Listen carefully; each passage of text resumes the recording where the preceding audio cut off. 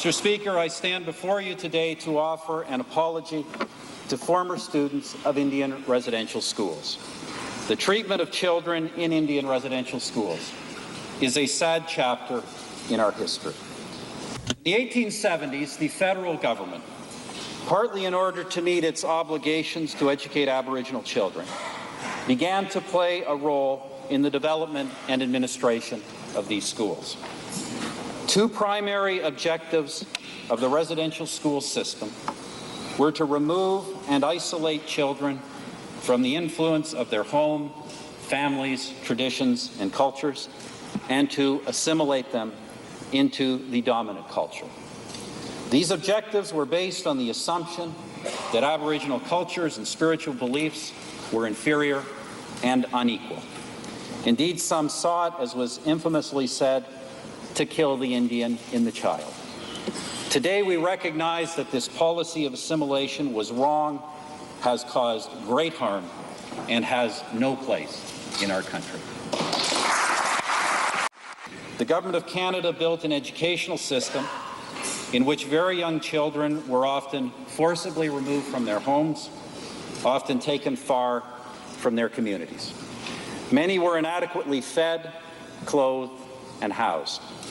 All were deprived of the care and nurturing of their parents, grandparents, and communities. First Nations, Inuit, and Métis languages and cultural practices were prohibited in these schools. Tragically, some of these children died while attending residential schools, and others never returned home.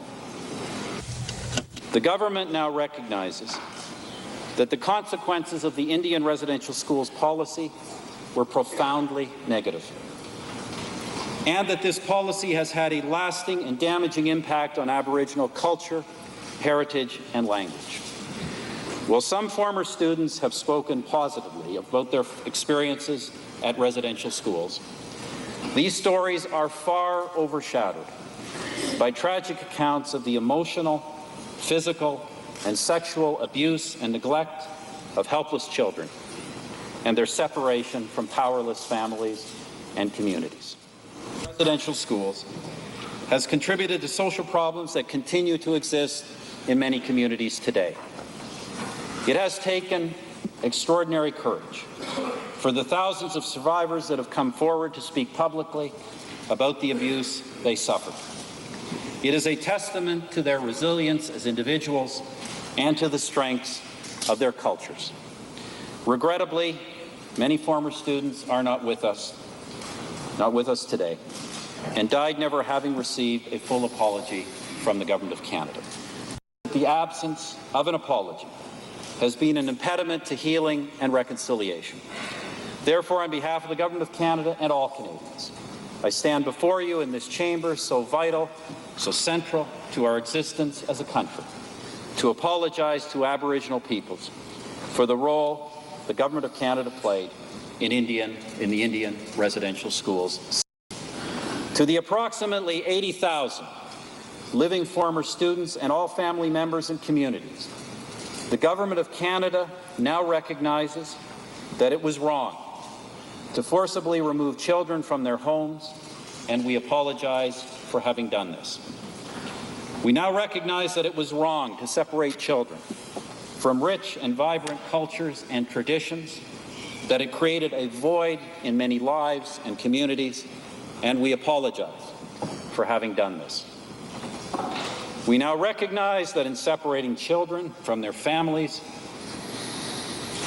we undermine the ability of many to adequately parent their own children and sow the seeds for generations to follow. And we apologize for having done this.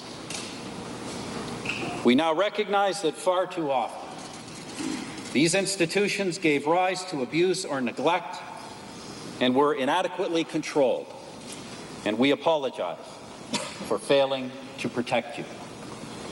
Not only did you suffer these abuses as children, but as you became parents, you were powerless to protect your own children from suffering the same experience.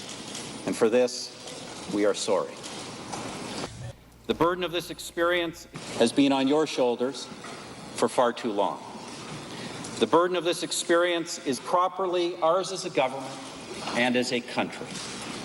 There is no place in Canada for the attitudes that inspired the Indian residential school system to ever prevail again.